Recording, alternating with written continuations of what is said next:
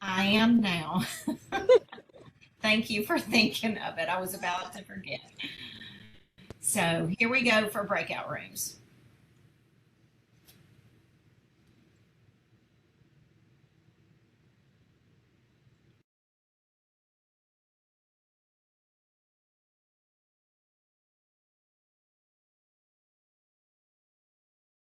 Okay, I'll be the like question facilitator if y'all want me to. Like I'll read the questions off of the agenda. And I'll start because I'm applying something that I learned from my other class to this. So, first question says identify one school process area on page 80 where you would like to implement the CSI process and cycle. The one that really stuck out to me was instructional processes just because like that's the first thing that teachers think about is instruction. And one that I am very passionate about, just because like Mississippi State, the education program pushed it so much, was the backward planning Mhm. strategy. So that is one thing that I like have tried to push myself to do in my own planning. But I've noticed that like other teachers, they really just start with what the curriculum gives them and go from there and then create their assessment off of the curriculum instead of starting with their assessment and pulling resources from the curriculum and outside of the curriculum that will apply to the students' learning needs and meet their needs. So that's what I would do. And that's something like with my job at Mississippi State with the national board process that I really emphasize a lot on, and it really challenges the way teachers approach their instructional Mm-hmm. practices and their thinking because oftentimes they think, oh, I've got to go in order of this curriculum or I have to go in order of Yes. this standards instead of thinking, this is my end goal. How am I going to reach that end Yes. goal? I think like the elementary education program at Mississippi State really prepared me to use that strategy because that's all they encourage. Like start with your assessment and then create your lesson plan. So I feel like I'm kind of in a habit of doing that now, and it has helped me so much. Like with standard implementation, making sure that I'm teaching the standards and covering them 100%.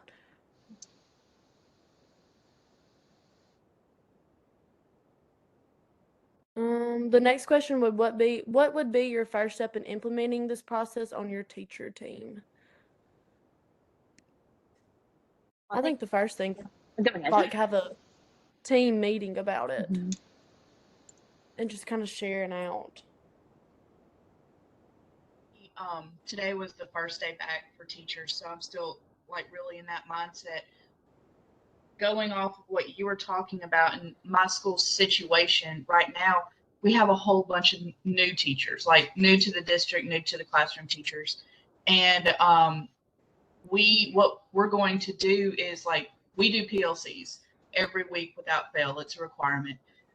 Each week we are kind of showing them a new technique, turn and talks, or making it a little more involved each week, and trying to help push them to internalize the plans and the curriculum. And so I feel like that is a way that my school is doing it, is really putting everybody on the spot in PLCs and Mm. going from there. And then in turn, we are observing each other. Like we have to schedule observations with another teacher so many times a month to, get more ideas on it.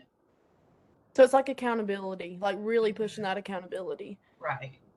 Yeah. And I feel like that's a must for new teachers because I am a new teacher and I want somebody to like be on me constantly telling me what to do Mm-hmm. because I need guidance right now. Like honest, like that's my all honesty. I need guidance because I'm like, oh, what am I doing? You know? And And I feel then like the last, oftentimes new teachers are just kind of thrown to the wolves and they yes. Oh my need that goodness. other, those Mhm. veteran, more seasoned teachers to take them under the I ring. started teaching in January, like middle of the year. So I was really thrown out there. Mhm. I was like, I, I, I am just gonna like do my best, and that's really all I can do. But I had a really good lead teacher, so she helped me a lot. The last question was, what barriers keep you from moving forward in the implementation process? I think with the backwards planning strategy, it's just like that. It's because it is a big change in planning. Like it's like rerouting your whole mindset of planning. So I feel like that is the biggest challenge with mine. Ours too. It's mindset. It's people want to do their own thing and get the Yes. glory for doing their own thing, Mm. and not listening to, like, let's work together. We're a team and do what's best for everybody and not our own personal stuff. Mhm. Yes. Who wants to share with the big group? I'm not. I did it last time and I was like stuttering and stuff. I was like Been shaking. typing. I'll take one for the team this time. Thank you. It's my I'll give first me night on vacation, so I'm like, I feel like I'm dressed up for dinner. I'm like, people are gonna think I dressed up for this WebEx, but I promise I didn't. I got home and didn't have time to change, so I'm still in my Yeah. office clothes. I just slid in from the first day with teachers at school, and my brain's Mhm. mush. Mush. Yes. I bet. Oh, do we know what programs and processes are being implemented? Did we answer that? What are being implemented? Good. I mean, we have PLCs too. PLCs. Yeah, we have PLCs. That's the biggest thing. Yeah. Mhm. My principal is huge on small groups. Like we are required to pull small groups. So, I mean that's a good thing too. So, she pushes that hardcore. My school is bringing in consultants this year, to come and like observe and give feedback and stuff like that. I don't know if that's a good thing or bad thing, but it's We have consultants. It's kind of nerve-wracking a little bit just because you feel like somebody's always watching you. yeah. But I mean, I need guidance right now, so I don't mind it. Somebody being in my classroom, but I feel like it can intimidate some people. They told us they are coming at least twice a month. Wow. Yeah. Pressure. What are your next steps to find out what is being implemented in your school? Or if you don't know, I guess just go talk to your admin. Yeah. I feel like I've been emailing, like, since being in this program, I've been emailing my principal so much, like, hey, do we do this? I need to know for an assignment. But, like, that would be normal if I emailed her that, asking her, like, what are we implementing right now? Specifically.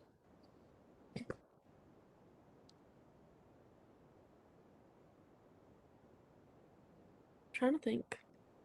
Anything else?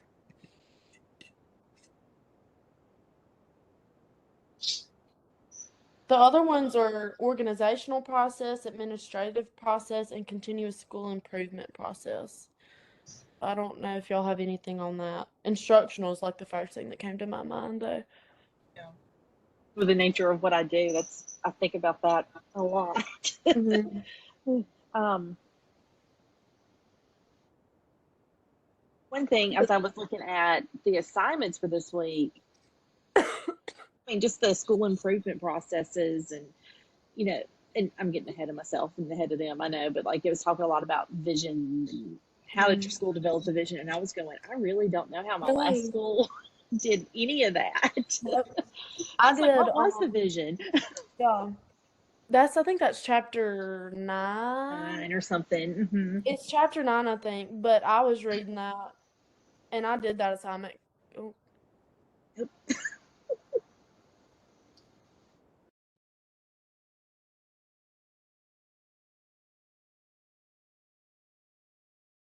I think we're all coming back now. I heard some really, really good discussions around getting started and barriers.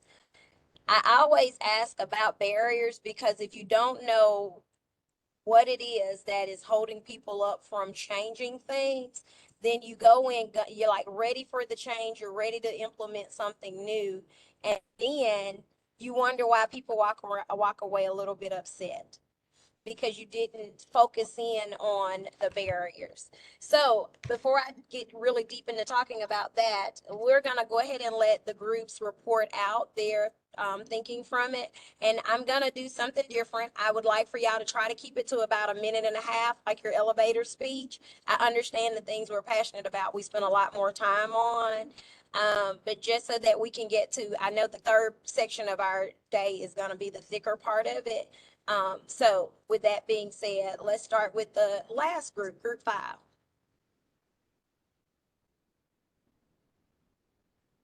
You do have to unmute yourself, whoever the reporter is. Did we not have a group 5? Well, group 5 was the group out front. So that was Portia, Coy, Kristen, and Stephanie. Okay. Then that would be me.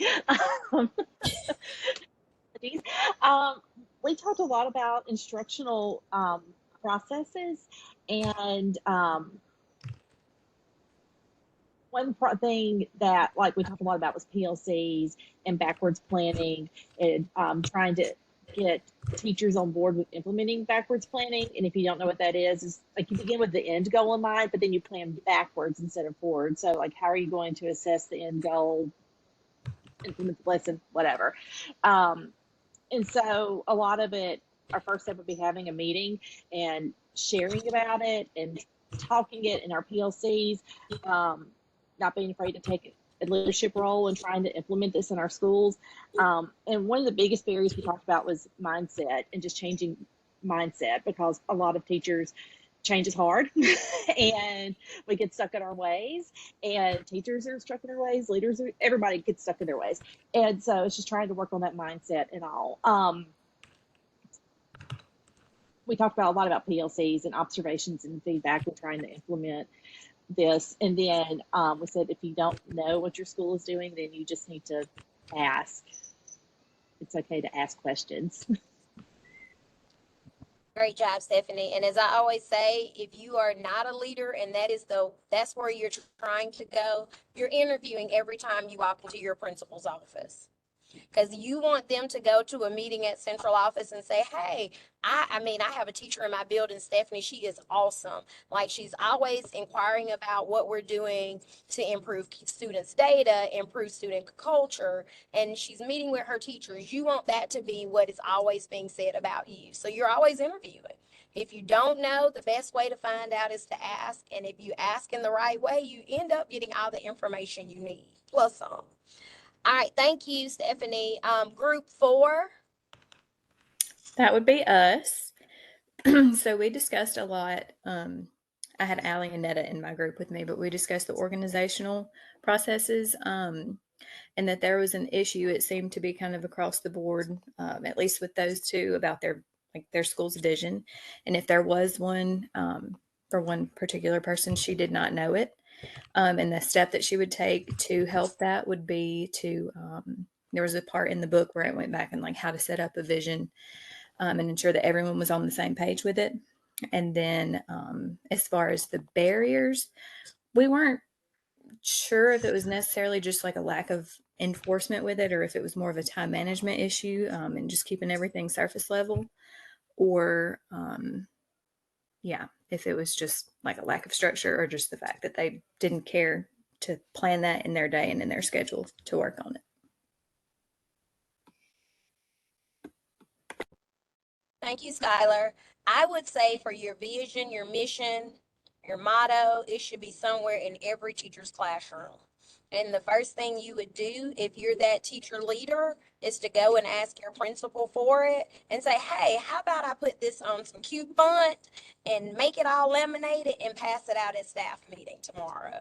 And that's taking initiative, and that's saying in the class that I'm taking for my leadership class, I am developing myself as a leader. And we've talked a lot about the mission and the vision and how important that is. And I'd like to share that with the staff. That's taking steps forward. You'll always hear me talk about being a leader because you got to walk it before you're in it. All right, so that was 4. Okay, group 3.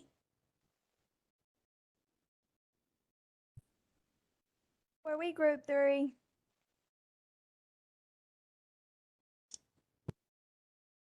Group 3 was Bethany, Nikki, Kristen, and Lyndon.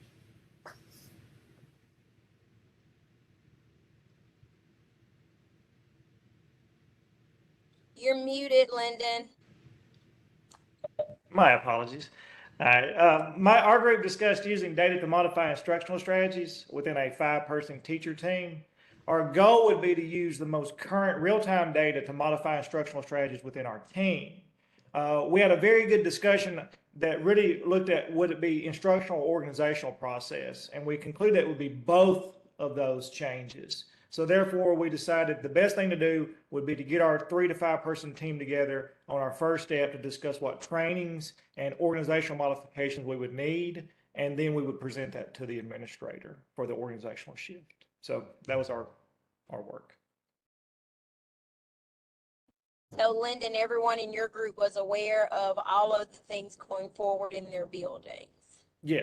that were being implemented. Okay, good deal. I like the fact that y'all pulled the two together and set a plan. I like that. Thank you. All right, group 2. And apologies to Cassidy with group 3. I said Nikki. It's Cassidy. Cassidy, Nikki. All right, group 2 is Quo, Jessica, Lucy, and Christina.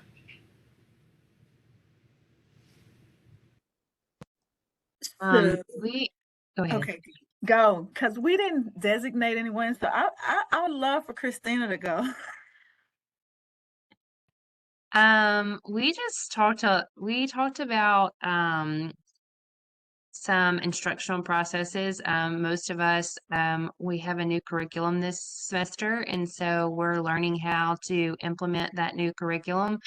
And then we talked about some barriers, having, unprofessional attitudes or people that did not want to embrace new curriculum and how to deal with that. And then we also discussed maybe not having the resources that we need right away, and how to overcome those barriers when we're trying to learn new instructional processes. I love that y'all pointed out, and I think I was in your breakout session when y'all were discussing the resistant teachers. Sometimes you just got to push on without them. And you're like, you're going to either get left behind or get on board because it's a new initiative. And as a school, we need it. The data supports it. And this is the direction we're going in. And if your vision supports that, you always go back to the vision at our school, Edith, and you keep going. Because believe it or not, even some of the more resistant teachers will be at the end of it cheering you on, saying this was the best decision ever. So I do love that y'all embrace the resistant teacher. It's always the ones that want to keep it the same. All right, thank y'all for sharing. Group 1.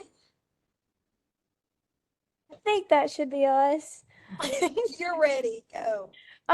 So anyway, most of us talked about the instructional processes. I know Chelsea and Julia and Hannah, even Joel mentioned some of that. One of the things, and I hope Joel doesn't mind me bringing this up, but he said that they didn't really have data teams at their school because they were a private school.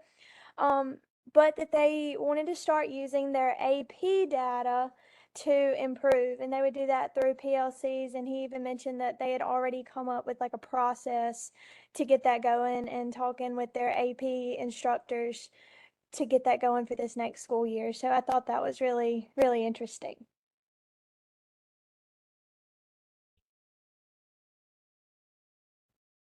Thank you. I was listening to Joel give some of the demographics of his school, and they're very fortunate. I liked hearing about that with the AP courses and all of that. Because sometimes we think, well, we have smart kids and they're doing great. Why do we have to spend minutes on data? So that was very forward thinking of you, Joel, to just push that on through to get to that point. And y'all are going to see that as you start looking at the data on MDE's website, There are some schools that are very high performing, but you do have to keep a watch on your data if you're high performing. I know the thought processes is always around struggling schools always having to be the data watchers, but that's not always the truth. So I enjoyed listening to y'all have that conversation. So with that being said, I did not miss any groups, did I? Please let me know if I did.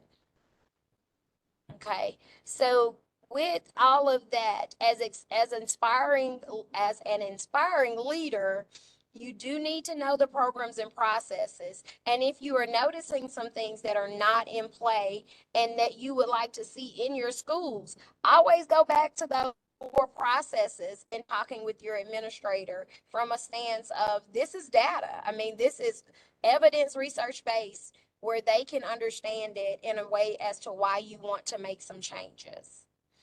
Okay, so to stay in turn with our time and everything, does anyone have any questions about the 4 processes that are listed? I feel like they're kind of cut and dry, but if you have any questions about them, implementation, any of those things, please take your mic off of mute and ask.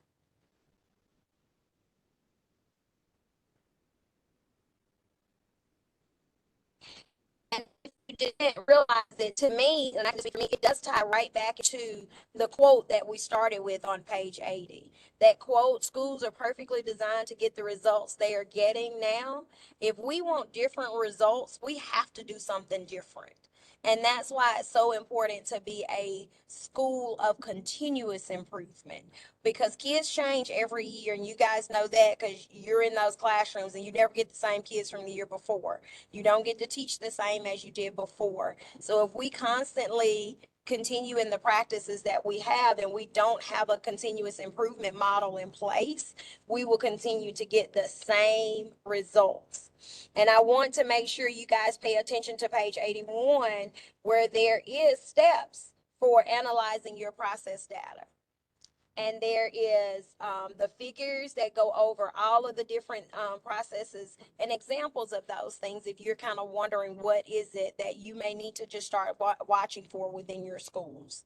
So going through those pages and really spending time looking at those charts, because I will tell you as a new leader, I have spent a lot of time looking through them and trying to figure out if there's some processes that I need to update, and I found a couple that I need to go back and with my leadership team when we meet in a week, I'll have some conversations around some of these processes that I feel like we can even shore up. So it's just good. It's a good chart to refer back to. Alrighty, Dr. Tharp, if you'd like to add to that. I'm sorry, I do talk a lot. No, all such good conversation. Thank you guys. Good thinking in those breakout groups, and we really enjoy listening to your thinking. All right, so let's move on. We've got one more area where we just want to recap and make sure that what you've learned in the first module is clear and that it sticks. So we want to go back and review some of it. So take just a couple of minutes to look back at your assignments from Module 1. So that would be your reading in Chapter 1 and 2, and then your reading in Chapters 3 through 5. And just see if you left any of that with a question hanging that you'd like to have Dr. Cockrell and I address. So we'll put 2 minutes on the clock to look back at your responses, and then if there's a question looming, type that in the chat, and Dr. Cockrell and I will do our best to help you think through the responses to those questions.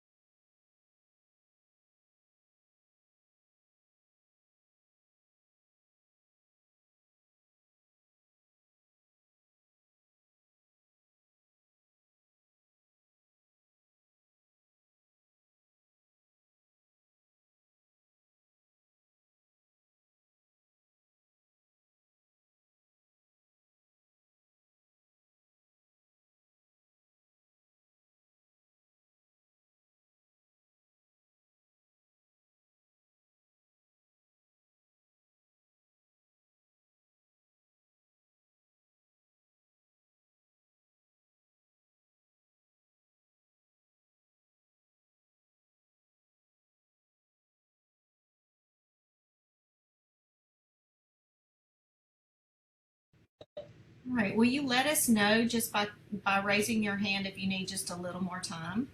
Okay.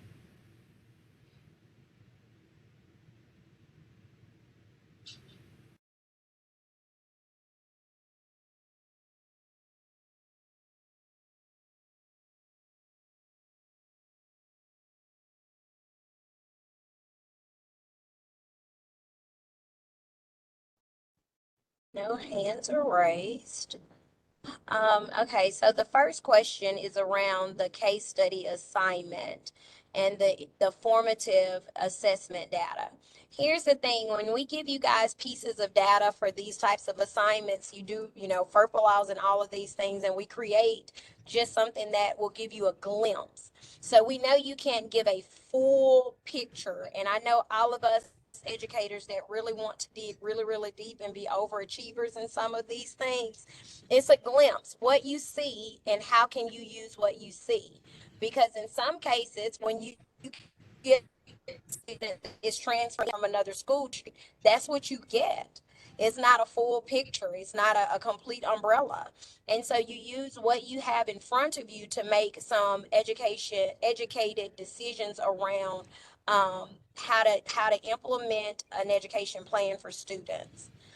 Would you like to add to that, Dr. Tharp? And the only thing I would add to that, I totally 100% agree with Dr. Cockrell. I would add the background that she doesn't know about, and that is when we designed that case study last year and then used it with our candidates, Dr. Cockrell, we realized that it would really be helpful if they did have a little more information.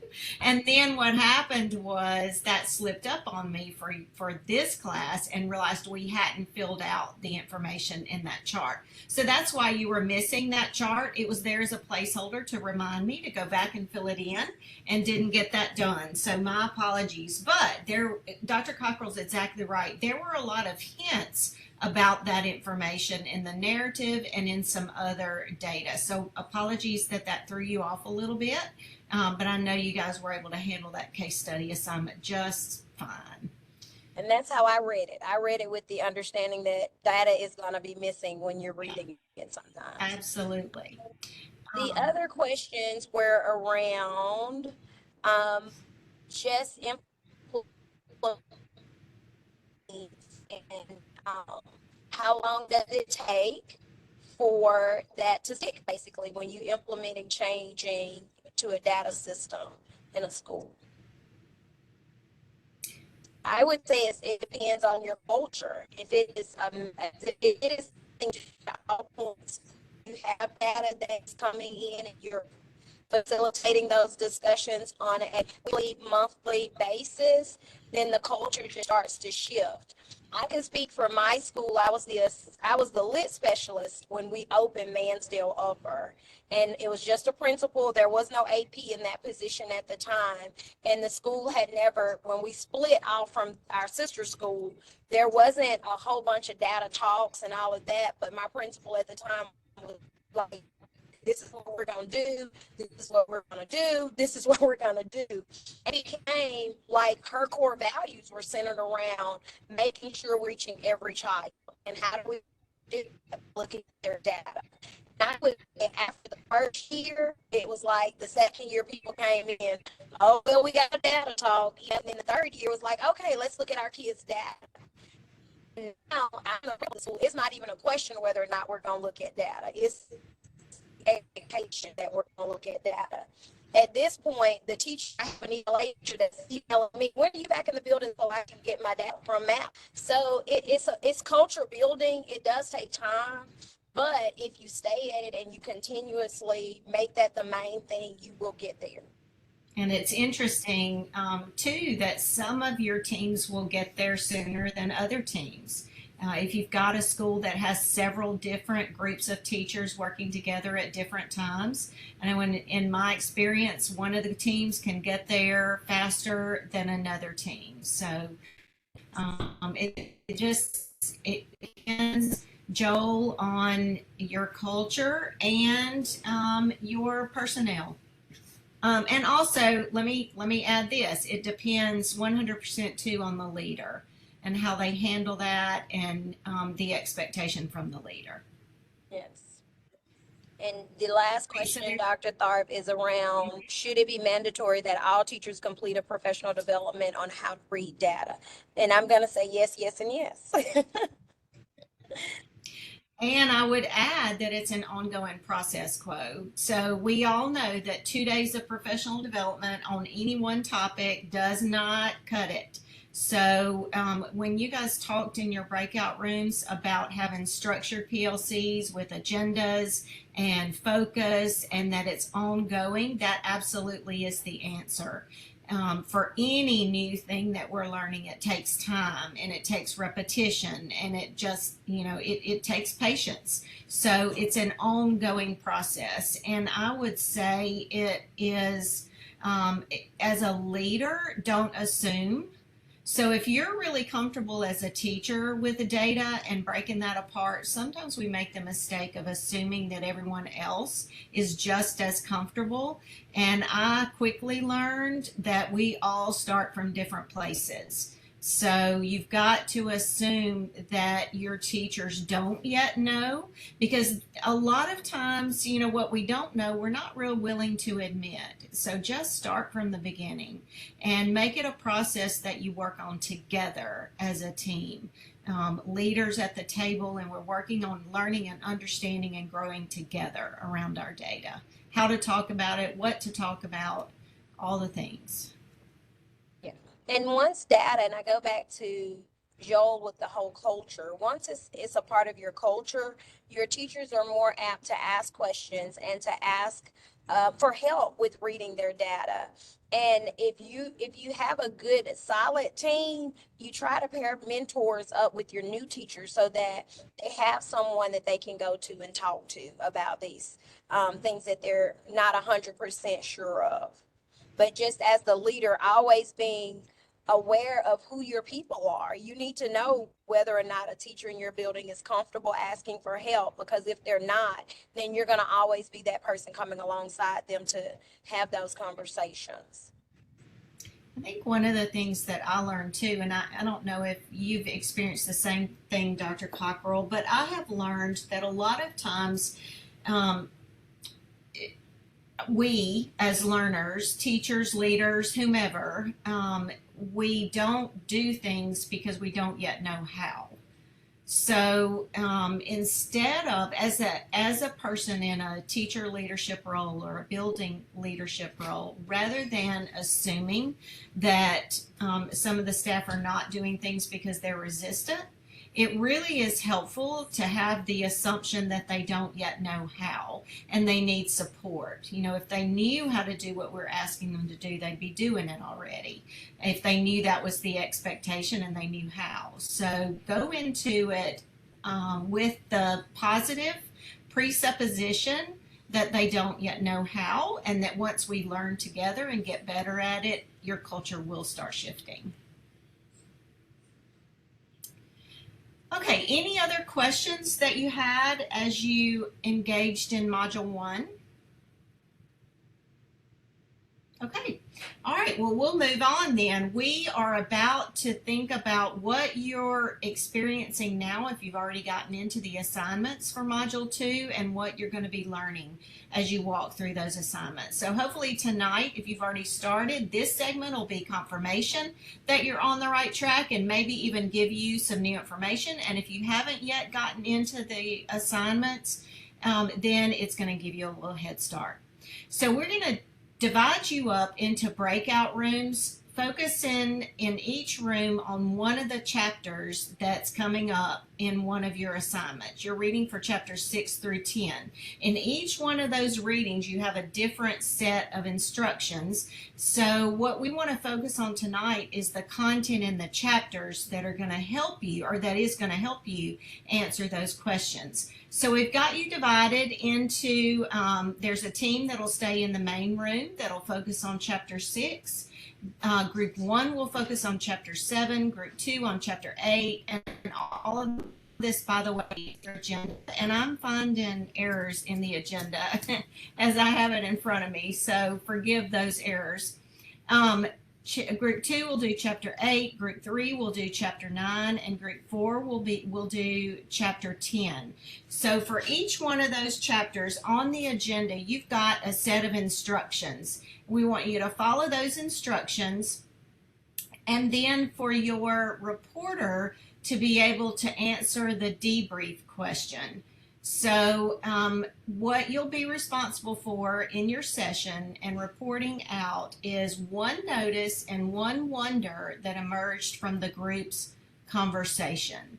So reporter, recorder, as you listen and observe and take notes, make sure that your team, you and the facilitator will make sure that your team identifies at least one notice and one wonder from your chapter study.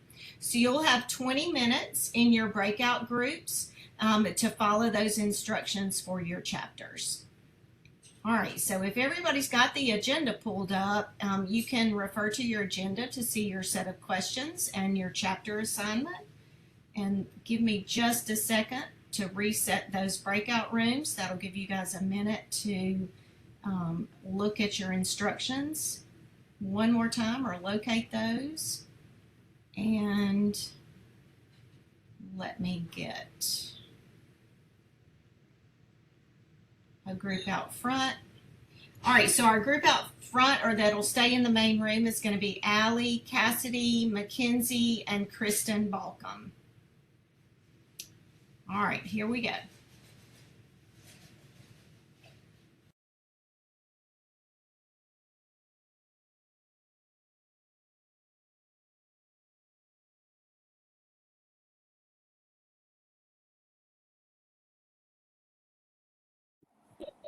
Okay. Let's see. Do y'all want to go ahead and set up some roles real quick? Let me get back to my agenda. I don't mind being the, okay. I'll be the facilitator if that's all right. Just keeping everything on track. I can do the time recorder. Okie dokie. How long did we have? I can't remember. 20 minutes, I believe. I can be the reporter and report. Okay. Okay. So we are the main room. So we have chapter 6. Get that turned.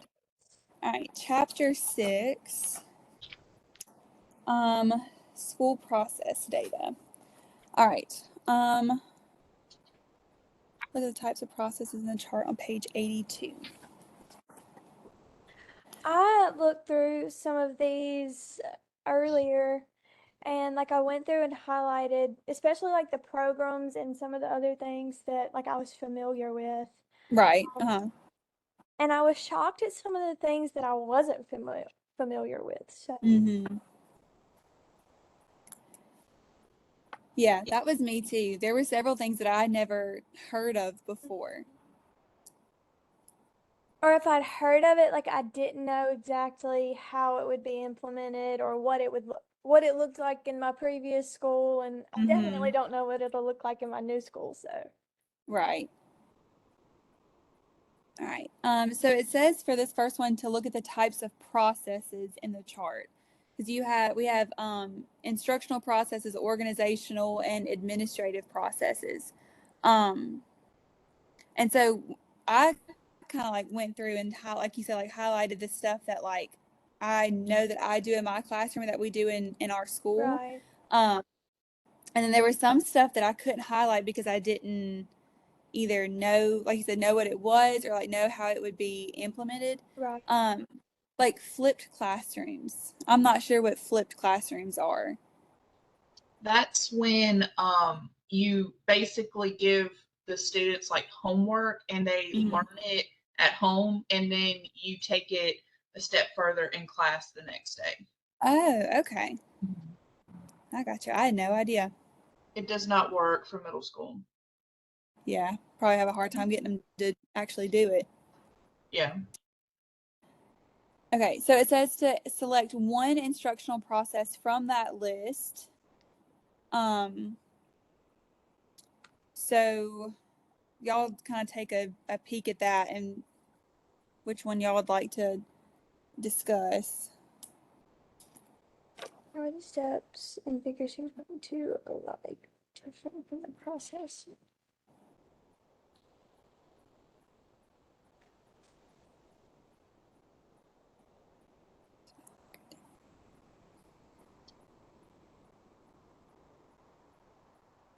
So the notice is what we know and wonder is what we don't know. Right. Right. Yeah, I wonder is still kind of like a question that we still have. Okay. So select one instructional process from the list. Let's see. Well, I mean, we talked a little bit about the flipped classrooms. Right. I guess I'm a little confused as to what. So what? Select one process. Review the figure. How are the steps in Figure 6.2 alike or different from processes in your setting? I was looking at figure 6.2 and it's a little bit overwhelming if I'm being honest. Yeah, that's why I'm a little confused. Like, does that have anything to do with the instructional process that we choose, or are we just picking one to talk about and then moving on to Figure 6.2? It I'm a little says, how are the steps in figure 6.2 alike or different from the processes in your setting? So maybe I'm a little confused too. Yeah. Let's see. Maybe we can just pick one of the processes and then compare it to the chart and how we do it in our schools. If that Yeah, makes sense. that makes sense. Okay, so let's see. I wonder if there's one that we all typically see, like, what about like classroom discussions, where it's teacher talk, student to student talk, and then student to teacher talk? Yeah. Is that one okay? Yeah. Yeah. Okay. All right, so let's see. Purpose of the program or process? Well, I would say the purpose was, well, for us, I mean, we're teaching, we're talking, but for students to have one-on-one discussion, they can learn from each other. Mm-hmm. Or Let's see. to further a concept. Right, because sometimes when they talk to each other, it kind of clicks more than when they hear an adult say it. They can kind of word it in a way that, or like I know for second graders, I know they can kind of word it in a way that meets them at their level more than I can sometimes. It kind of self-differentiates to like the ones who truly don't understand something, they're getting that extra help from a friend, but the ones who do understand, it's more like ingrained in their brain because they had to like teach it. Right. Right. Let's see. How will you know the process is being met? What are the outcomes? Well, kind of like you said, I feel like the outcome is like they should be able to teach it to somebody else, or they should be able, or like going back to the student teacher talk, they should be able to explain it to me in a way that makes sense. So if they're able to do that, then I know that I can check that box and go on. Let's see, who is the program or process intended to serve? Who is being served or not being served? Well, I would think it would be for the students. The program is intended, or for the process, it's intended for the kids. But I guess also for us, and we can kind of see where they are in their understanding too. It's kind of like just a little check of making sure they're picking it up. Right. And if we're talking about teacher talk, a lot of times the way that we talk to the students, they're going to turn around and they're going to talk to their partners or their classmates the same way that we're talking. So if we're using that academic language or we're using the terms that we want them to use, then they're going to turn around and maybe do the same thing. At least that's, I guess, our goal. Right. Mm-hmm. Yeah, because we can throw around that academic language just like in talking, like, whole class instruction, but they don't always know what those vocabulary words are. And so when they're able to like really understand what they're saying and use that in context, like that really just kind of adds on to their understanding of it. Right. Okay, so that was participants. So implementation, what would it look like when the program or process is fully implemented? I feel like this would just be like an interactive classroom. It would be a classroom where, like we said earlier, the students can explain what's happening. They can talk to each other. They can talk to the teacher about what's happening. But then they can also turn around and talk to each other. Right. If an administrator came in and they're like, "What are y'all working on today?" And it's not, "I don't know." Right. They're able to actually say what they're working on. Yeah. Okay. So, how is implementation being measured? Well, I feel like we've kind of already said that. Like, if they're able to explain and talk about what is going on, then we can kind of gauge, are they understanding it? Are they just repeating what I'm saying? Or are they taking that and adding on to it?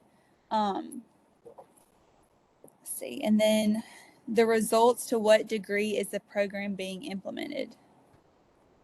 I don't really know about that one. I feel like this comes down to like the school culture, and are all classrooms doing it? Is it is one subject using it more than another? Maybe a math classroom is having more interactive conversations. But like all the teachers being on the same page of how they're gonna talk, Right. and then what they want their students to be able to tell them in return. Right. I think that's good.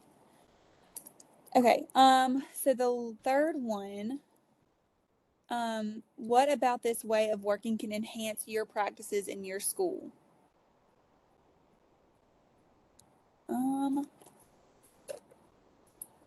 I feel like, I know we've talked about like the academic vocabulary and how to use, I feel like it would really kind of get you thinking about what kind of vocabulary you are using.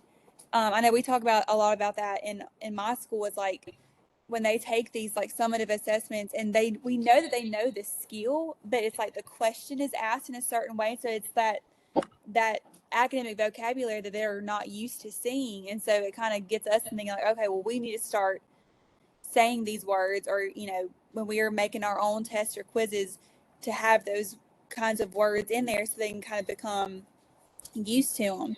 And so if they're having a lot of like that teacher talk, or student to student talk, they're able to really implement those words in real time in their real conversations, which would hopefully kind of help them do better on those big assessments where they're going to see those kinds of words. Okay. All right. So we still have to do our notices, our one notice and our one wonder. So what do y'all think?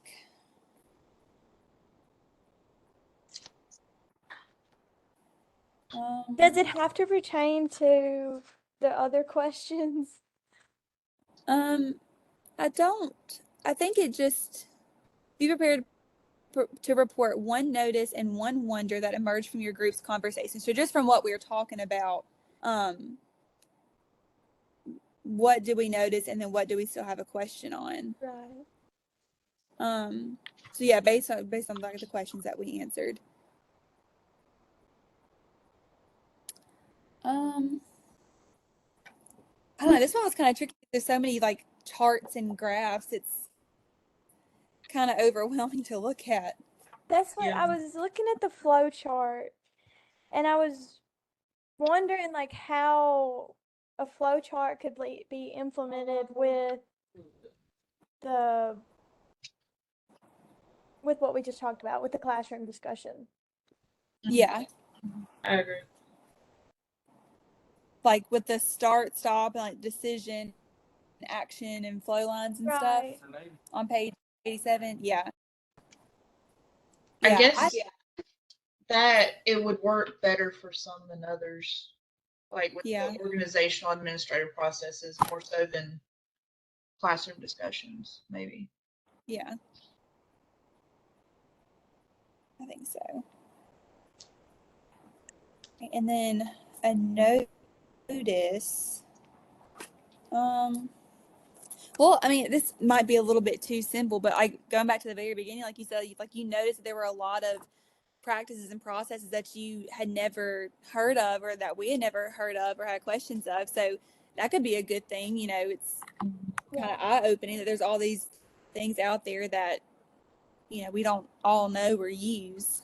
Right. Yeah. Let's see. I'm gonna make sure we have all of our stuff answered. And my dog is gonna pick this time to be crazy. My cats were jumping in the window earlier. I had to move. Okay, so we looked at the processes. We selected one. We went to the figure 6.2. Okay, did we talk about how they are alike or different from the process in our setting? Well, I guess we could talk a little bit since we still have some time. Like, is that something that y'all use in your classrooms? Like, do you do more of like student to student talk, or like teacher or student to teacher talk? Like, what do y'all typically see more of? We do a lot of the discussions, and we'll actually give them like discussion stems to kind of like guide, you know, their thoughts, and that helps with the academic language, and then for writing later to kind of get them used to that. But yeah, we do a lot. I'm 6th grade ELA. Okay. Ours do the classroom discussion where it's just the teacher talk. Or Right. would that be direct instruction? If the teacher is just teaching? Yeah, I kind of thought that teacher talk and direct instruction were similar. I've kind of assumed they were kind of the same thing. Yeah, I saw that too. I wasn't real sure. I just know, like, I teach 2nd grade, and like in our curriculum, like, it'll have times where it tells them to, you know, turn to their partner and talk about something, and I'll just kind of cut them loose, and they just kind of sit there and stare at me because they don't necessarily know like what to talk about with each other. But now if it goes to like student teacher talk, they can tell me everything. It's just that I don't know why they kind of have this barrier of like talking to each other about school stuff. So that's something I'll have to do more of this coming up year, is more student to student talk. I'm in the same boat, Allie. I taught 6th grade ELA last year, but I'm going to 8th grade ELA this year. So last year I saw a lot of that same thing. Like, I wanted them to have those conversations, but I don't think I did a very good job with my teacher talk, scaffolding what exactly I wanted them to be talking Right. about and how I wanted them Right. to be having those conversations. So I want to do a Yeah, better job of the student to student talk this year. Yeah, I think that was my issue. I think I would just talk, and then I was like, okay, you talk with each other, and they just kind of, they didn't know, I didn't model it for them. And with 2nd grade, you kind of have to model everything. And so that's something that I'm definitely gonna do better at. Of like, and in one of the other classes, I'd even brought it up, and they had said, you know, to write the question that I want them to answer on the board, which made total sense. And I was kind of like, well, duh, that makes sense. Because like we've said, I feel like that's just so important. Like, they can teach each other these things in a way that like I would never think of talking about it with, and they can practice that academic language, and even like for the younger ones, like just those communication skills. I mean, there's a lot of different benefits that can come from just them talking about these things in class. That's why we kind of developed those discussion stems too, was to, if they, you know, are quiet, we say, okay, pick a discussion stem and start there, and it kind of scaffolds it for them. Yeah, right. Yeah, I like that. That's smart. Okay, let's see. I've never had the opportunity, so I taught at a really small school the past few years, so it's always been just me in ELA, like 6th grade ELA. So I'm learning, like, the more conversations I have, and I'm going to a bigger school this coming year, so I'm excited to have the opportunity to talk through some of these things with other people more than I have in the past. For sure. Okay. All right, well, I guess we've talked about everything. Um, We only have about 2 minutes left. okay, that's good. Get down. Let's see. Each group reporter will give a brief summary of the chapter focus, identify the box on the CSI framework on page 14. Let's see. So that would just be, because we were on chapter 6, so the only thing we've got left. It was, what are our processes? Yeah, that's the way. What are our processes? Process or programs, instructional, organizational. Yeah, that's what we already talked about. I think we are good to go there. Okay. Yeah. Okay, everybody's coming back. You guys had some great conversations. Thank you for letting us eavesdrop on your conversations. Let's start our debrief, and we'll start with chapter 6 and then we'll go through chapter 10. So the reporter was to just give a brief summary of the chapter focus, and if you will, when you give your summary, let's go back to the first introduction of the framework, which is on page 14, and just tell us for your chapter where you find that on the framework. So give you a minute, reporters, to flip, and everyone actually, if you'll flip to that framework also. We want to keep coming back to that to keep the whole process in our minds. So we want to keep connecting back to that framework. All right, so and then the reporter, if you'll give us your notice and your wonder from the chapter that you talked about, and we'll start with chapter 6, and that was our group that was out front. All right, so we had chapter 6, and on the framework, it's in the where are we now? So the very first part, and we had what are our processes? Okay. And we specifically talked about, let me get back to my page, but we specifically talked about instructional processes and even more specifically classroom discussions. And we wondered, how could we implement the flow chart that was on page, the flowcharts that are on page 88 and 89, how we could implement them into our classroom discussions. And we really just talked about how, so the purpose for the classroom discussions, what would that look like? How would we know that our students were achieving this? How would we know that we're achieving it as teachers? The implementation of it, and then to what degree? How would we actually know that the process was helping overall?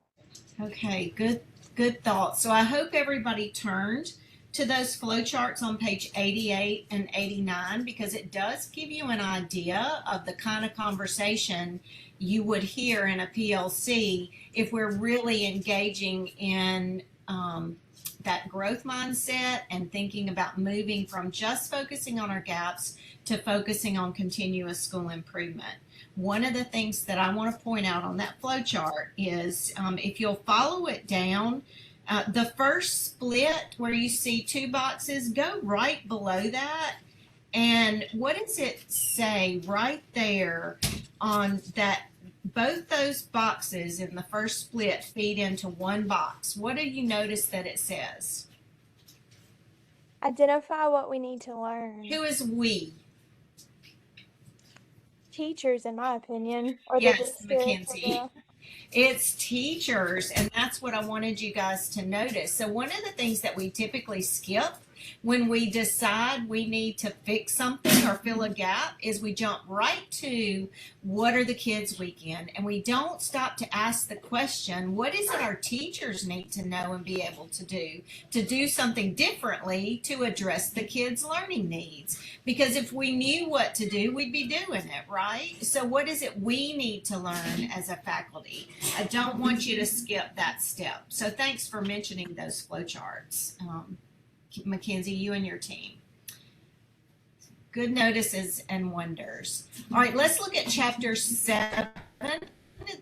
That was in breakout rooms. You had chapter chapter 7.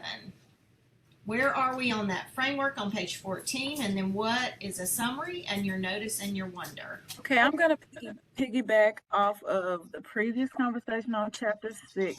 Our group, we looked at the steps, but the last sentence you stated was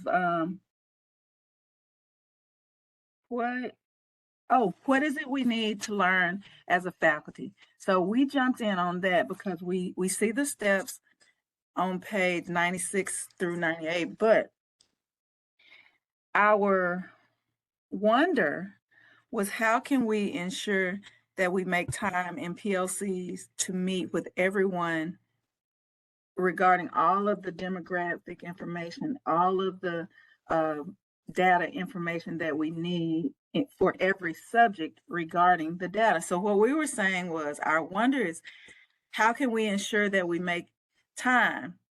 But the notice was that we need all of the demographic data and all of the data at the beginning of the year, rather than waiting until a benchmark and then being like, oh, I wish I would have known, just say you transfer to a new school. Like, I'm going to use Skylar if that's okay. I warned her. She's moved to a new school and the demographics is totally shocking to her. So what we're saying is if she didn't know that and she got into the year, like at the first benchmark, there were some things in the data that she could have taught the students from a different angle before this benchmark. So I guess those were our notices. We need the data from the beginning. The wonder is how do we ensure that it's all taught to the entire staff with a lot of time.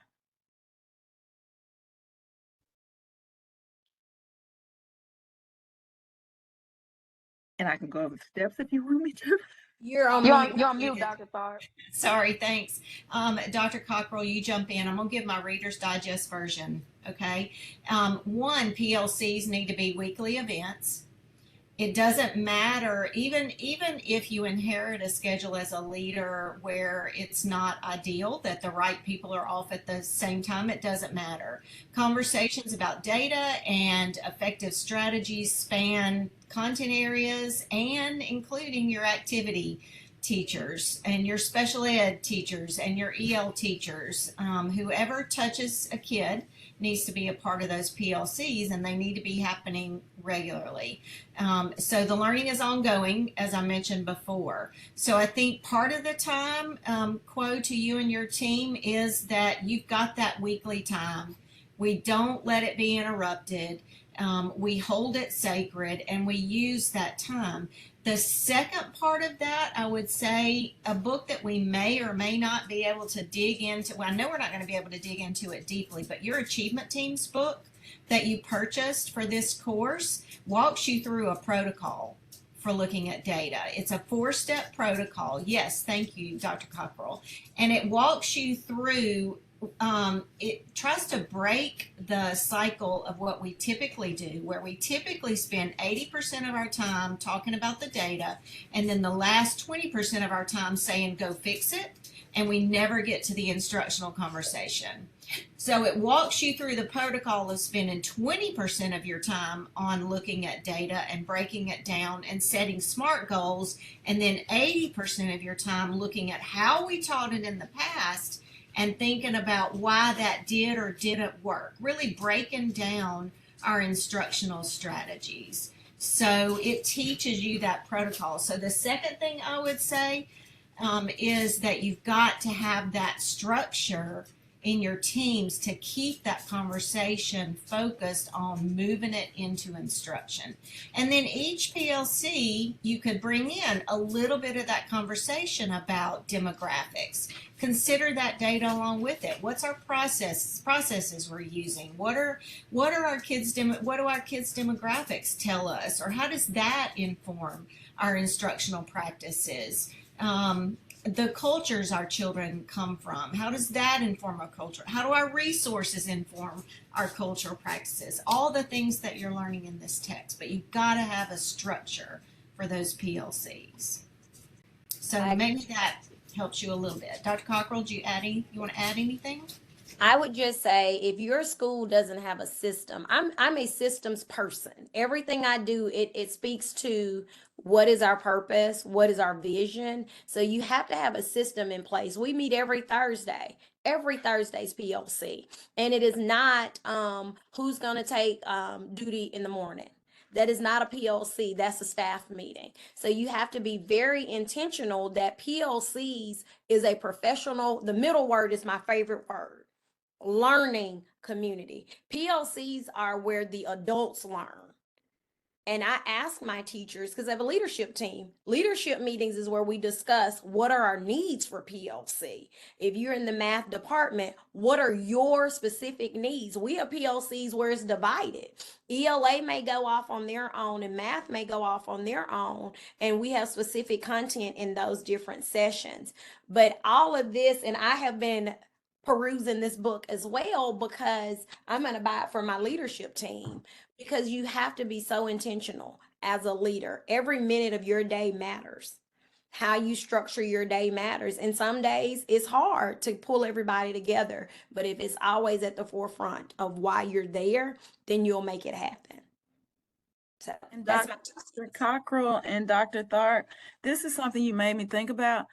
I worked with the PLC coach this summer, and I was like, you should do this. And the book says you should do this. And she's like, I'm buying that book. And she bought the book for the administrative team this summer. Like, she might be getting it this week. And I was like, well, I do stupid stuff. I volunteered to be on the team because I want to learn about it.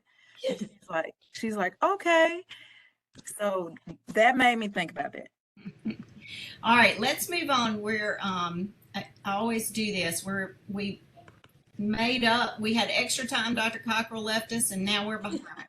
All right, so our next group had chapter 8, and I think you guys did chapter 7 as well. So We 100% did. what were your notice and wonders on chapter? Sorry. I read Session Breakout 2, and it just hit me when she was talking, like, oh man. But we did do chapter 7. So our notice was all. The importance of all staff and everyone in the building reviewing all the different types of data. And we all mentioned, everyone in our group mentioned that every one of our buildings that we're a part of have bits and pieces of this. We might be looking at multiple strands of data, but then we have only a few people looking at the results. Or we might only be focused on accountability, academic style data, and we're not looking at the other types of data. So the importance of all. And our wonder would be, which piece, if we're just starting this process, which piece of the 4 data is the continuous improvement continuum data, the student learning data, the perceptual data, or the demographic data would be best to start with if we started this at the beginning of our school year? Yeah, good question. I'm going to tell you what I think. Dr. Cockrell, you tell them what you think. I think you have to start with the student learning data. That's the outcome data, and that should drive you to look at the other data. So as you start having the questions about why are our 8th graders, there's an example in one of these chapters about 8th graders. Why is our proficiency not where we want it to be in our 8th grade science? I don't remember the content area. But when you start asking that question, I believe then it leads you, or I know, I shouldn't say I believe, I know, it should lead you to the other data. Let's look at our absences. Let's look at our demographics. Let's look at our students, the number of students we have in tier 2, the number in tier 3, our curriculum. Let's, all the things. You start just peeling back that onion to try to answer those questions. Agreed. I always start with that learning data because that's where you start. Like, you get your scores back. You don't say, let's go look at the demographics. If you're an admin in your building, you know your demographics. I'm just going to put it out there. You know your demographics. Just like a teacher, you know your demographics within your classes. You know which kids come to school hungry. We know the kids who get free and reduced lunch. You know the kids who come to your classroom and who have achievement gaps. We know the kids sitting in 3rd grade that have achievement gaps. What we have to do is pull all that data together in our PLCs. So if you are a third grade teacher, you don't just look at your individual classroom data, so that you're looking at it as an umbrella of third grade and how your data pours into that data of the umbrella. So yes, I agree. You start with the student learning data and then you move out from there to all the others, because that's how you're going to form your continuous plan. And this is a really important chapter. When you guys get to it on your assignment, it's going to talk about root cause analysis and a problem solving cycle. And that's another step we tend to skip, because what we'll say is our 8th graders are not making it. It must be the curriculum. And we buy a new one. Or our 8th graders are not making it. We must need a new teacher. Right. And we shift people around. And I'm teaching a course right now, and we do a data analysis project where we have to dig deep to the root cause. And most of the students in that class like to tell me the root cause is absenteeism. Tell me how absenteeism is affecting the student. I need you to dig a little bit deeper than that. Well, if the student is math for my English language arts class, and I'm teaching summarizing this morning, and that kid's absent every morning I introduce that lesson, that is the core problem. It is not absenteeism, it's the content that the student missed. And it's easier to track that in math than it is in ELA. So we really have to dig deeper when we start looking at reading standards that are missing and have gaps. Because if a kid can't comprehend, is there a decoding skill back there in 2nd grade they missed, or 1st grade? So yes, root causes go deep. And please don't stay surface level, even as a teacher, admin, or whatever you're in. When you start digging for root causes, you got to really peel back that onion and get to the mid of those layers. And you have to ask all the questions. We can immediately know a student is frequently absent, but have we asked any questions about our curriculum? Have we asked any questions about our instructional delivery? Have we asked any questions about whatever? Yeah. We could go on and on. Ask the questions. And Dr. Tharp, just to really quickly piggyback off a few discussions from tonight, that goes back to PLCs and Right. 4 guiding questions. And if we're answering those during our PLC time, then we're wrapping all this together. We're staying intentional. And then back to the, how do we get people on board with the data? That goes back to adult behaviors. When your teachers start seeing the results that you're getting from analyzing the data, they're going to start asking, what you doing? And then it's going to become natural. And then PLCs will naturally start happening all throughout the day, even when they're not assigned time. Your building will become the professional learning community. But you've got to put the system in place, make it happen for the results to show it makes a difference, for the buy-in to happen. And that's what I've seen in the last 3 years in one of the buildings I'm in. And it's pretty powerful when it happens. 100%. Chelsea, real quickly, what are the 4 questions? What are we, Lord, I have to say them all the time and you've put me on the spot. It's a summarized version, they're paraphrased. I don't know if I'm saying exactly right. Okay. But what are the students learning? How do we know that they're learning it? If they're not learning it, basically, what are we going to do about it? Mm-hmm. And then the one more is, I think, if they have learned it, how are we stretching them? I'm going to look it up. I put it on all my agendas and put me on the spot. You got them. You said them in that's the. I put them in Chelsea version. But I'm going to type them in the group message in just a second. That's how we know you know it. It's in the Chelsea version. It's in the I'm Chelsea not sure I could have done it. You own it. That's how we know you know it. Yep. All right. So we also have chapter 9. We need to get to group 3. What was your notice and your wonder, and where can we find you on this framework? Okay, so for chapter 9 on page 117 in the form on the figure 9.1, the random acts of improvement seemed very scattered and not focused, whereas 9.2 has the focused acts to plan, improve, implement, evaluate on that scale. And so we talked at length about how having a clear vision and then being able to define those action items so that you have that targeted, structured implementation. Tina talked a little bit about being on a leadership council and having her Power 5 things that she does in her classroom, and being able to have that focus for the vision of her entire school. one thing that we noticed again was that those arrows that were chaotic seem to be those action items that are just guessing. It's sort of like throwing at a dart at something and hoping that it works. Whereas on figure 9.2, it's much more focused.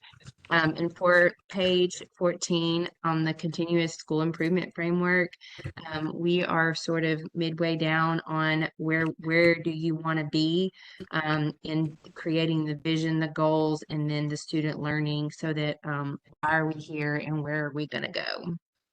Yeah. In my book on that page, I've written out beside what chapters align to each one of those boxes, so I can dig deeper into them. All right, did you have a notice and a wonder? Yes, so the notice was the arrows, and then the wonder was once you get that vision and those action items, if you have to revise something during the process, the implementation process, like at what point do you stop and revise that, and then how long do you allow before you make any more changes to make sure that that's working? Good question. I think what you're referring to now is the continuous improvement cycle. Yes. And that visual is on page 19, I think, only because Dr. Cochran and I talked about it today, so I remember the page number.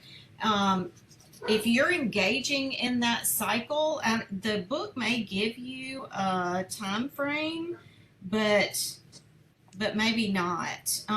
One, there is no definite time frame for when you make a change. I think what you have to do is engage in that cycle on a regular basis, regular enough, and I would say it's probably every 3 to 4 weeks, sometime before like you do your common assessments. But every 3 to 4 weeks or so, Dr. Cockrell, you can tell us what you do in your building, but looking at your plan, you've got your PLCs every week, but then you're looking at your plan and you're trying to determine where are we in our process of improvement, what can we celebrate, and what do we need to tweak. That's the purpose of that cycle. So it needs to happen frequently enough that you can make some adjustments along the way. And then I don't think there's a rule on how long you try something. So it's not like an MTSS guide where interventions have to be, implemented for a certain number of weeks. I think based on the preponderance of the evidence, if you're looking at your data and you're looking at how kids are doing and you're investigating and you're asking questions, you may find some things at any time that you need to tweak. I don't think you do a wholesale, throw the baby out with the bathwater kind of thing, but you're just continuously working on those strategies and practices that you said would be your focus.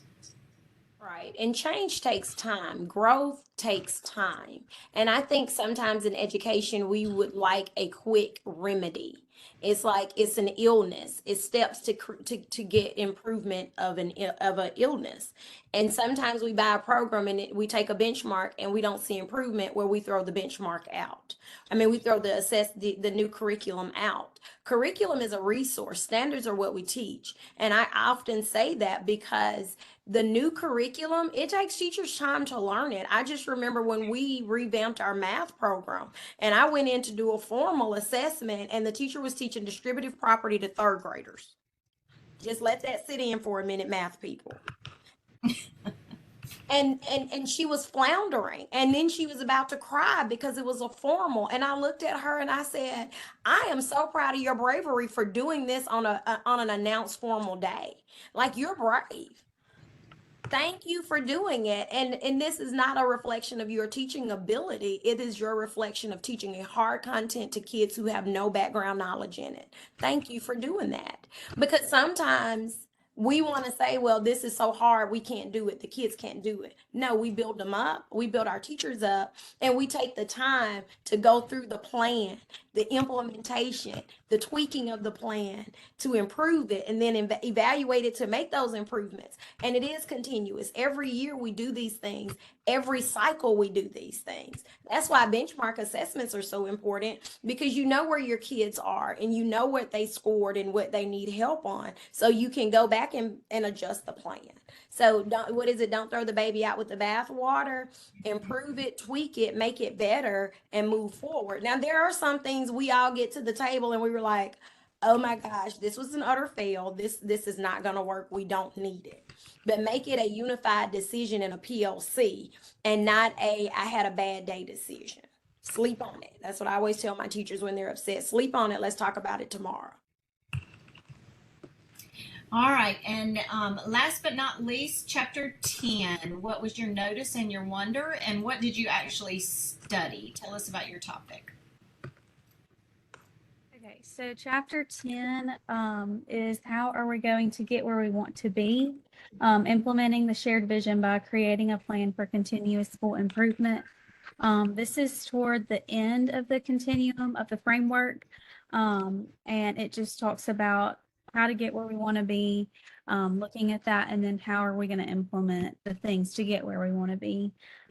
So the first part of our discussion, just to kind of summarize, talked about continuous improvement versus just closing the gaps. And we discussed how looking at gaps is not an efficient way for improvement. It might be a temporary fix, but overall you have to look at what's going to be a continuous improvement for the vision and for the whole school as an ongoing process. And then our main discussion revolved around the steps on page 133. It's a 16-step plan for steps in creating a continuous school improvement plan. So what we noticed is that the size of the school impacts this. So a really small school, you're going to have different strengths and weaknesses than a large school. Julia was talking about how her school is really small, and we talked about how the planning team is going to be smaller, and then your resources are going to be limited. Whereas with a bigger school, it may be harder to get everyone to be on board with the vision and the plan. And so our wonder after all of that was, what do you do when you encounter those teachers who are not on board with, this is what we need to do to continuously improve? And Dr. Cockrell said for some situations, it may be that that teacher is at the wrong school. They may not be where they need to be if they're not willing to commit. You know, peer pressure is just as real for adults as it is for students. And what you call it at the adult level is press. It's some kind of press, lateral press. It's a fancy name in the literature for peer pressure. So, you know, so when Dr. Cockrell was telling us before that it's hard to keep your resistant stance if you're on a team of teachers who are engaging in the way that we're expected to work. And eventually they'll make a decision. They'll either get on board or it'll be too hot in the kitchen.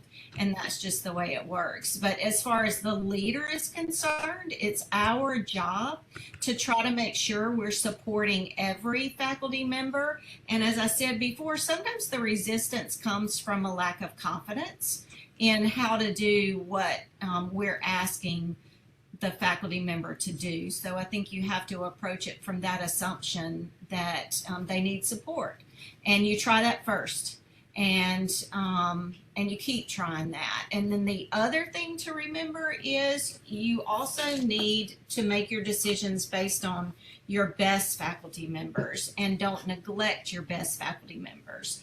And just from personal experience, I had a third grade teacher that was amazing come to me one day and say, why don't you ever come to my room? And I said, well, you know, I don't know what else to tell you.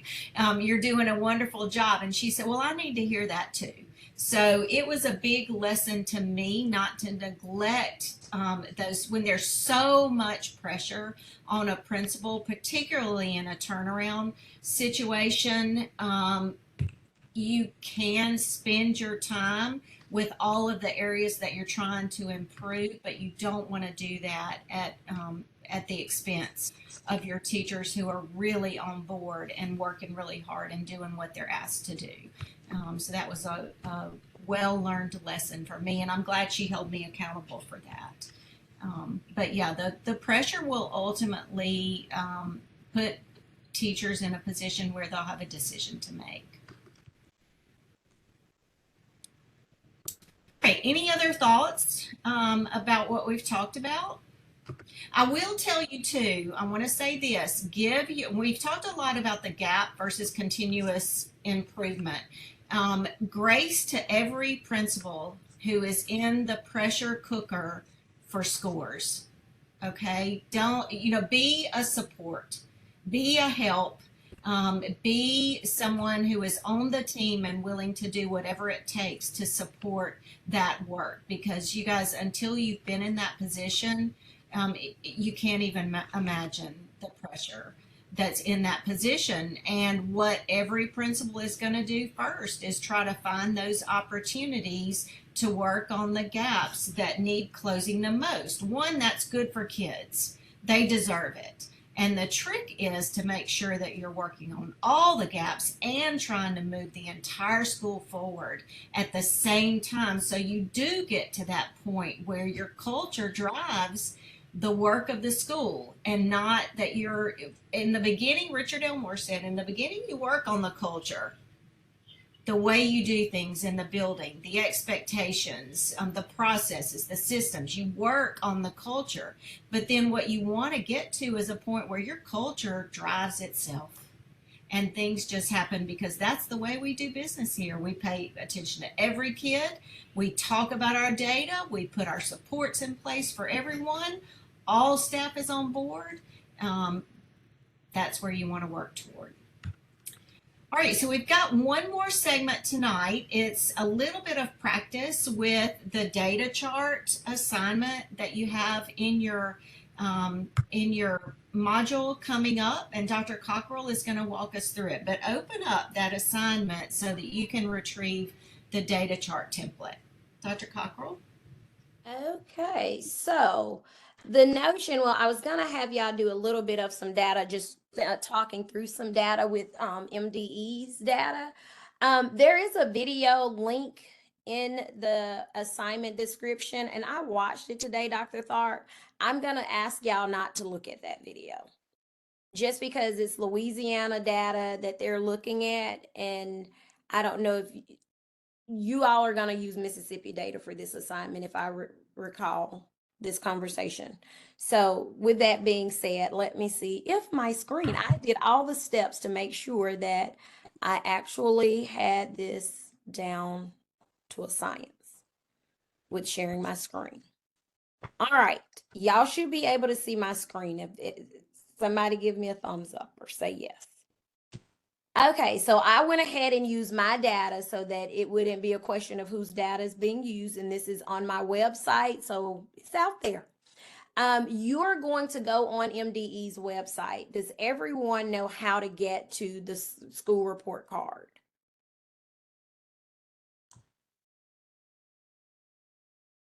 I don't hear any no's, but if you don't know how to get there, on your class assignment, you will have a link for it in the assignment. Let me go back. Y'all should still be seeing my screen. Somebody tell me when you can't see it anymore.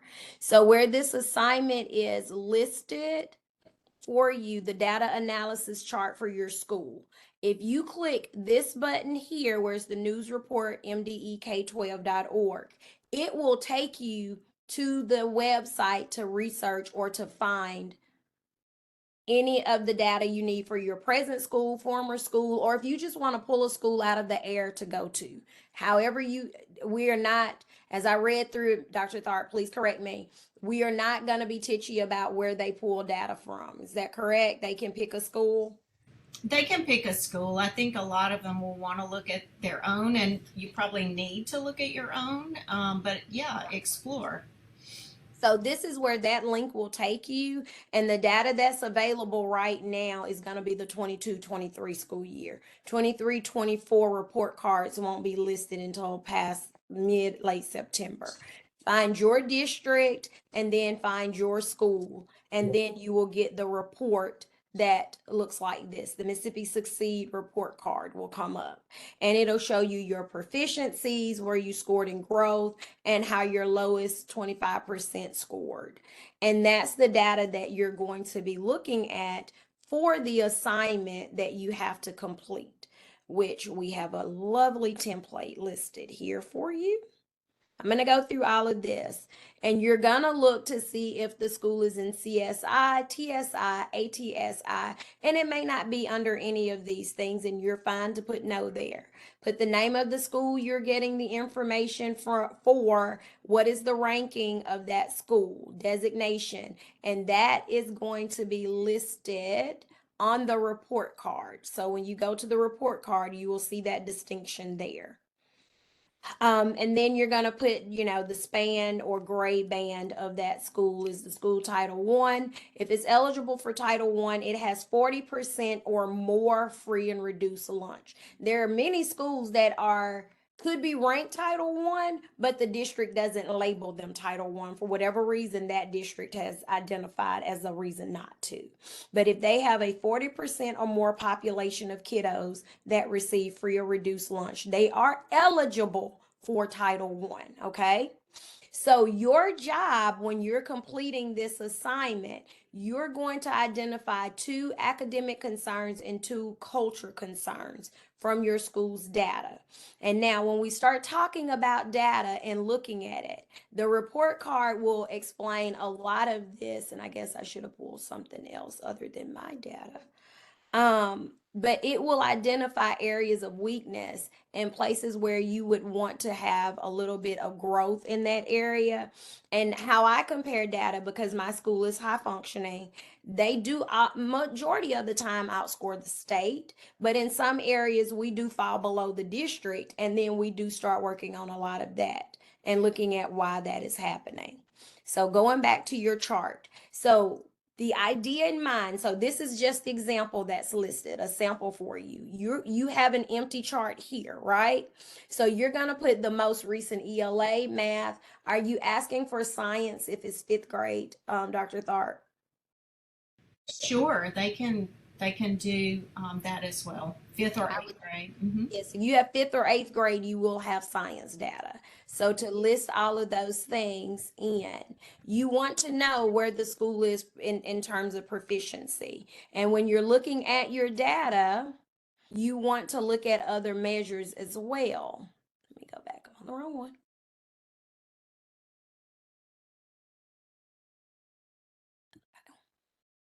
Give me a second. I'm moving, I promise. And you want to look at your subgroups, okay? You have subgroup information. And see, for us, when we talk about subgroups, we talk about why is it that our males tend to fall below our females in some of our subsections. Why is it our African American students perform slightly below our white students? Asian students are blowing everybody out. You know, like we have those conversations about our subpopulation. And if you keep looking, where are Hispanic students? You know, they're below everybody else. And some of it is around ELL and where are they in their language acquisition. Some of it is because they're in the tier process for special education. Like we have those in-depth conversations. This data is a big picture of our school, but when we have our PLC data conversations, they're looking at specifically to their grade, and we talk about how that pours into the whole system. And then you get into your economically disadvantaged, your non-economically disadvantaged. If you see our economically disadvantaged are scoring a lot below our students that are not disadvantaged. And we have those conversations as well. So with all of that being said, this is what your data, when you're doing this chart, that's where you're pulling all of your data. You want to know exactly where they are. So when you start entering in, what are some increases? Where are some areas in your data that you need to do some increasing? Where did it grow? Where did it not? And you need to do that over the course of 2 years. So you have 22, 23, as well as going in and pulling your, I'm gonna find it, there it is, pulling your 21, 22 data.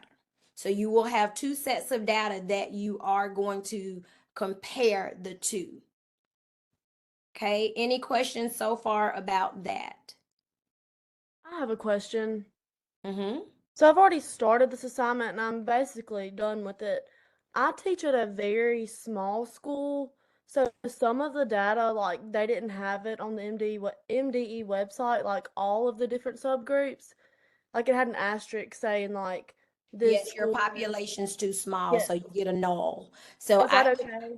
I would tell you to pull another set of data because Okay. you're at a small school right now, but you don't know where the road's going to take you and where Mhm. you'll end up. And for this assignment, I'd rather you pull something that you can actually analyze data because this assignment is very important in that you get a very clear picture of how to do this, the analyzing and disaggregating of the data.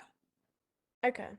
All right. So with that being said, one question I have, and I'm going to stop sharing for just a minute. Look at me learning how to use WebEx. I get excited, y'all. I'm like the children I service every day. I want you guys to kind of have a conversation, and we're not going to do breakout sessions because we're kind of low on time, and I'm very much a respecter of people's time. Let's see how can we do this. In the chat, if you have an opinion about this, and I'm not saying it's mandatory for everybody to post in the chat, tell us, what do you feel the difference between academic and cultural concerns? Because you're having to list both of those. We all talk about academic data all the time and what it means and how do we need to look at subgroups.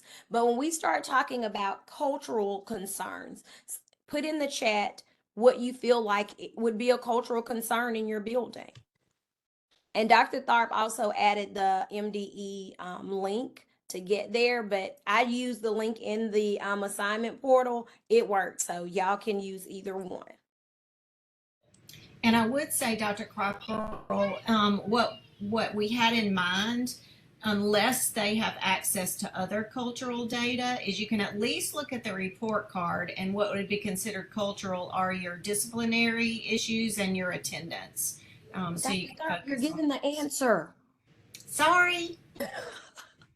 Thanks, Dr. Oh, sorry.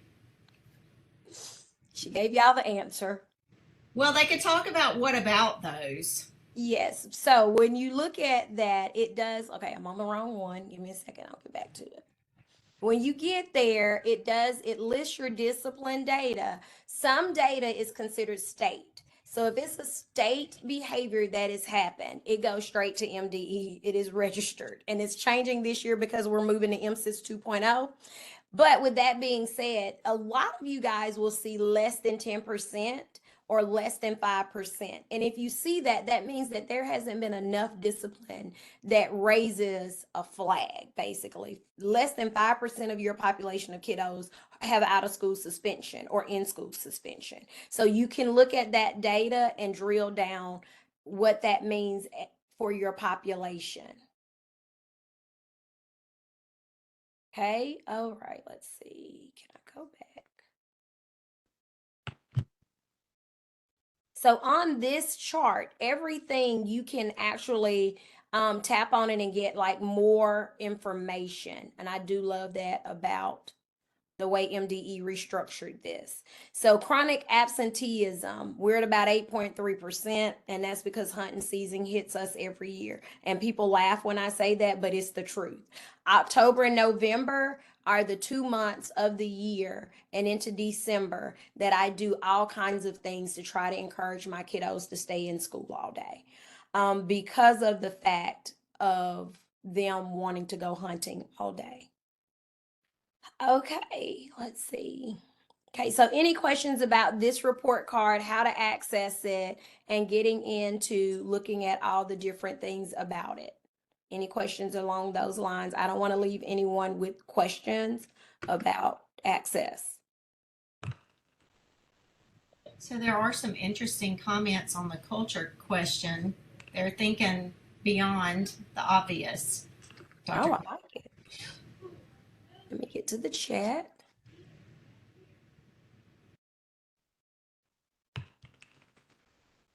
Post-secondary, yes. How many kiddos go off to college? How many students stay, go to community college, technical programs? That is cultural, because if you're in a rural area, we love to, and I say this all the time, we love to tout secondary, going off to a 4-year degree and all of these things. You got to get your kids where they're going to be successful. Number of transient students, yes, that's a big one. Academic concerns would be one subgroup scoring lower than others, yes. Cultural, low graduation rate, less than 95% on attendance on a standardized test, all those things. MDE report card, or can we use other sources for additional? When you ask about additional sources for additional information, Lyndon, what are you referring to? Can you be a little bit more specific?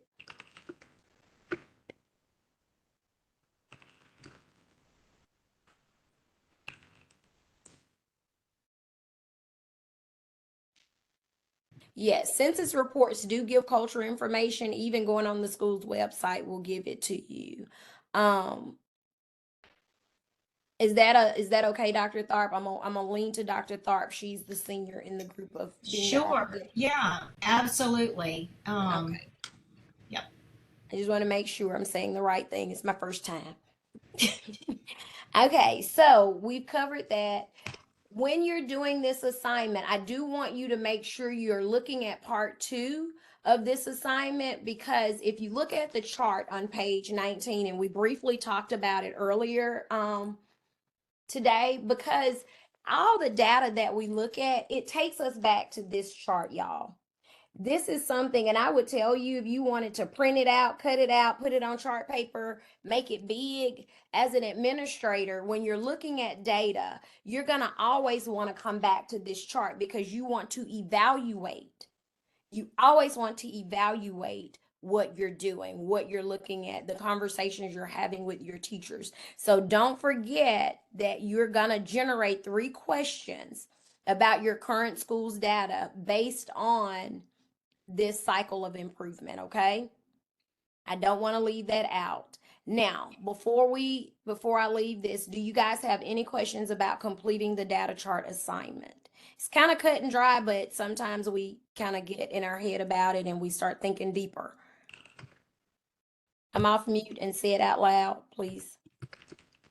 Someone else may have your exact same question. Will a recording of this lecture? Yes, Lyndon, I will upload a recording. Was it easy to access the last recording? I think one thing to say about when you're identifying your strengths and gaps or areas for opportunity to improve,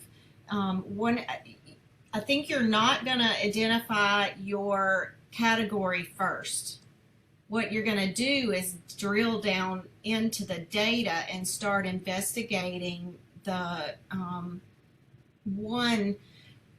2 years of data and comparing, and some strengths might emerge from that, some trends in the positive direction. And then you're going to look at your subgroup data and analyze that to begin thinking about where are the opportunities to improve, and that's going to back you into a category. So I didn't get, in the sample that we created, I didn't get to the ELA proficiency first. I didn't decide to focus on it. I looked at my data, and then that was revealing to me that that was an area of academics that I really wanted to focus on in my pretend building. Okay.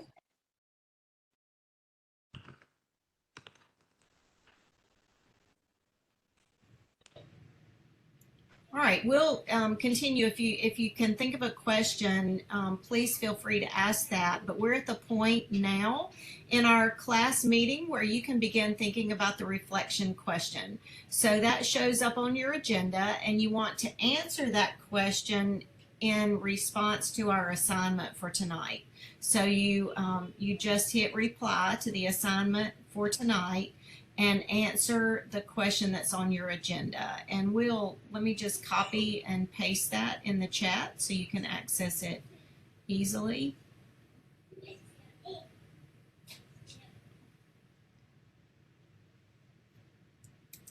And Dr. Cockrell and I have designed that reflection question to really assess our teaching to see if what we've done tonight has prepared you to answer that question.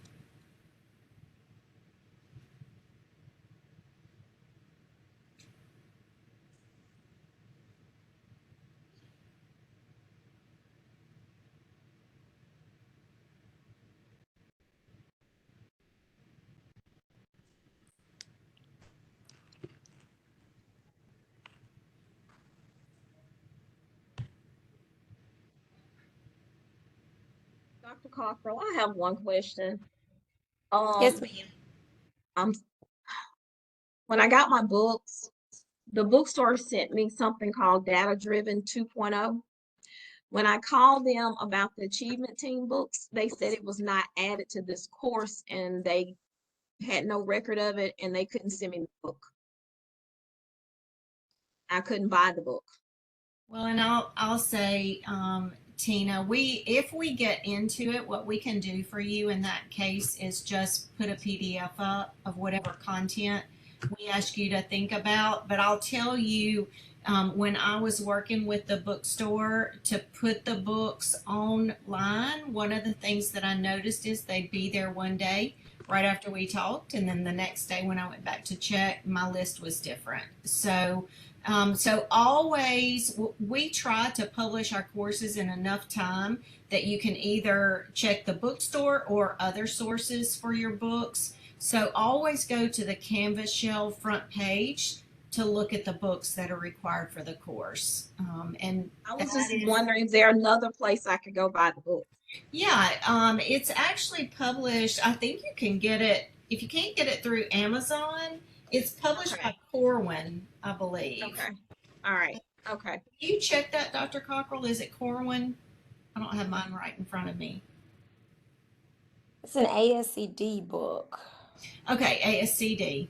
Yeah. And I'll also post in the resource sections, I'll share that with you too, Dr. Cockrell. We should post in the resource sections a PDF that the authors of that book have sent me that is a shortcut or a short version of the 4-step process. Okay. Yeah.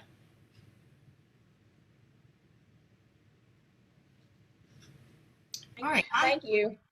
Sure. I have 7 o'clock. So if you guys are ready to log off, feel free to go ahead and do that. Go ahead and finish your response to the reflection question so you can check that off your list. And we will. Tina, it is on Amazon if you need to order it. Where is the reflection question? In the chat. It's in the chat. Okay, thank you. I was looking in the module and couldn't find it. That's all. Yeah, it's in the chat and it's also on your agenda at the bottom. Thank you. Thanks, guys. Y'all have a wonderful rest of your week. Yes. Thank y'all.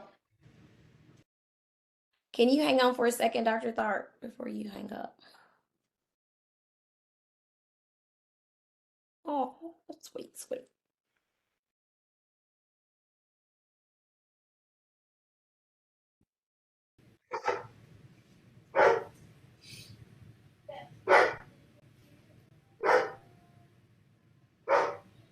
Joel, did you have any other questions?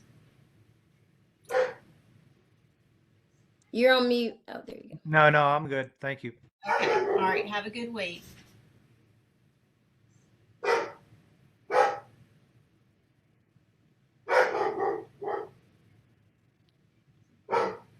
Okay, so my question is about because I had the data, I guess interpreted the data assignment a little different. I thought they were doing one area is ELA, one area is math, or one area ELA science, like picking one of the two.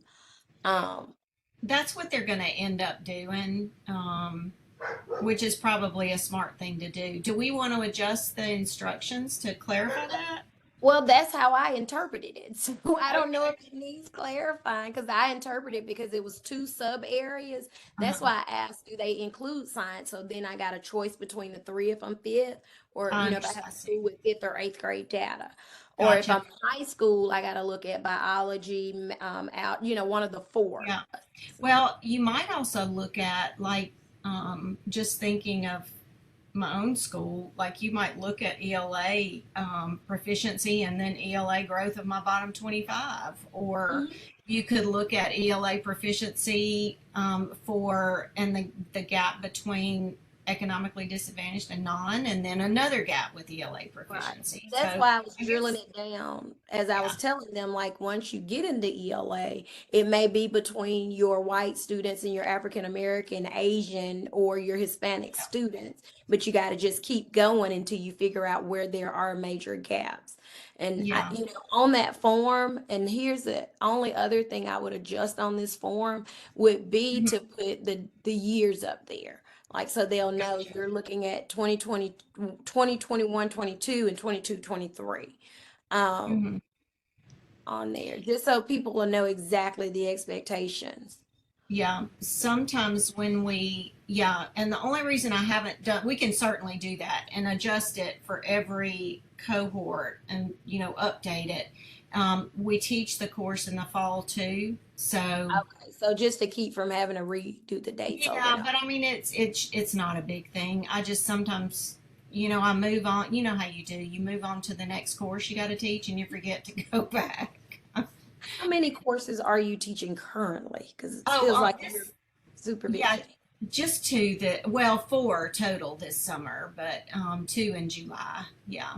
But then I also work with the adjuncts. So sometimes, like I was working on the agenda for the legal course the other night, and I found myself putting in stuff that was in the data course. So it does get a little, you know, It heavy. does all run together, and I was grading for William Carey on my way here. That course ends next in 2 weeks, 2 more weeks.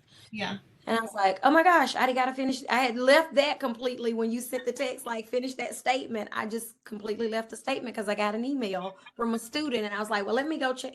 I get it. I get it. But Well, yes, and what? then Go you've got a ahead. building to run too. So, Well, there's that.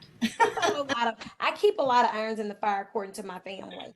When would you like to meet to prepare for next week? I know we were cutting it real close, but I think we did great.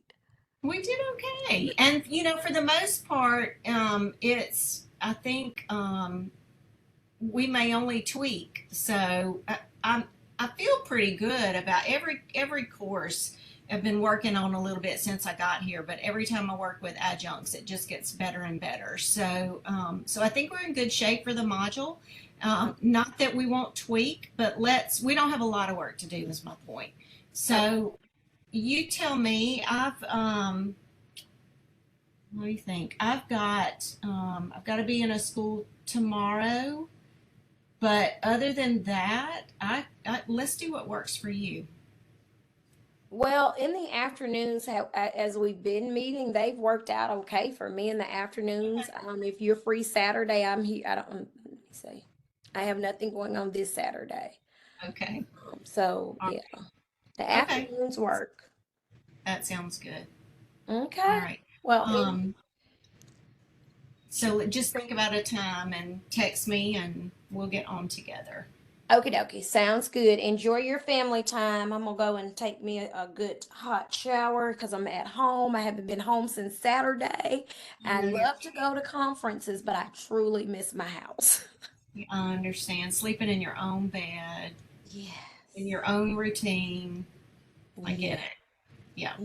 Well, thank you so much. I am enjoying teaching with you. I hope this format is good for you. A lot of people like working together, and then others like doing their own thing. So, Oh no, I've enjoyed it. I've learned a lot, and just listening to how you formulate it and explain it really has helped. So no, I thank you for that. well, I appreciate that. There's nothing like having an acting principal to be able to just really speak to what's real. Well, I don't know if it's real. It's just happening. It's real, girl. All right. Have a All good right, thanks. evening. You too. Thank you. All right, bye. Bye.